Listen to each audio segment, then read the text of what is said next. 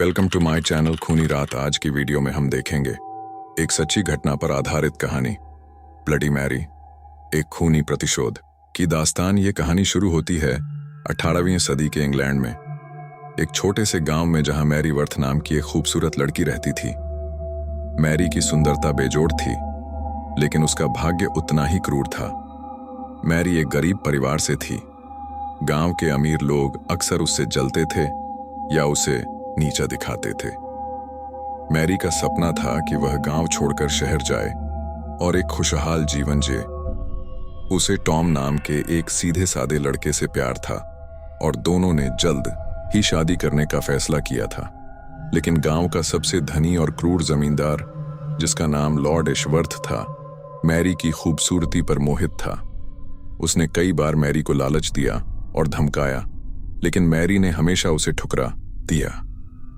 इस अपमान से लॉर्ड एशवर्थ का अहंकार बुरी तरह घायल हुआ। एक तूफानी रात जब मैरी अकेली थी, लॉर्ड एशवर्थ अपने कुछ गुंडों के साथ उसके घर में जबरन घुस आया। मैरी ने कड़ा विरोध किया, लेकिन वह अकेली थी। उस क्रूर जमींदार ने मैरी को धमकी दी कि अगर उसने प्रतिरोध किया तो वह टॉम और उसके पूरे परिवार को खत्म कर देगा। गुंडों ने मैरी को पकड़ लिया। लॉर्ड एशवर्थ ने क्रूरता की सारी हदें पार कर दी। जब टॉम वहां पहुंचा तो उसने अपनी आंखों के सामने यह भयानक दृश्य देखा।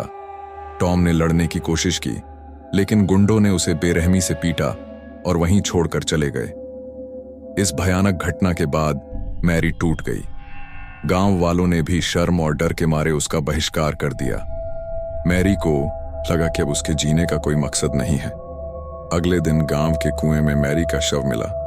उसने खुदकुशी कर ली थी। गांव में अफवाह फैल गई कि मैरी ने मरने से पहले शपथ ली थी कि जो भी विश्वासघाती होगा या जिसने भी उसे दर्द दिया, वह उनकी आत्मा को तबाह कर देगी। लॉर्ड एशवर्थ को लगा कि अब खतरा टल गया है, लेकिन मैरी की आत्मा को शांति नहीं मिली। उसकी मृत्यु के 1 महीने बाद लॉर्ड एशवर्थ अपने पुराने हवेली के बाथरूम में एक बड़े आईने के सामने खड़ा था। तभी आईने में धुंध छा गई और लॉर्ड एशवर्थ को मैरी का खून से सना हुआ चेहरा दिखाई दिया। मैरी की आवाज पूरे बाथरूम में गूंजी, तुमने मेरी सुंदरता और मेरी आत्मा दोनों को अपवित्र किया। अब मैं तुम्हारा चेहरा, तुम्हारी आत्मा और तुम्हारे अस्तित्व को खत्म कर दूंगी। कहा जाता है कि मैरी की आत्मा आईने से बाहर आई और लॉर्ड एशवर्थ को बेरहमी से मार डाला।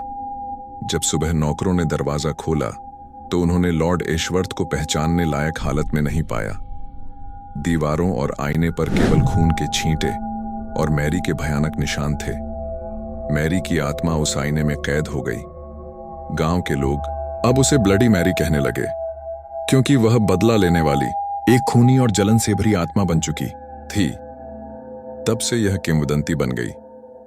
जो भी अंधेरी रात में केवल मोमबत्ती की रोशनी में एक आईने के सामने खड़ा होकर 3 बार उसका नाम लेगा, Bloody Mary, Bloody Mary, Bloody Mary, उसकी आत्मा आईने के श्राप को सक्रिय कर देगी।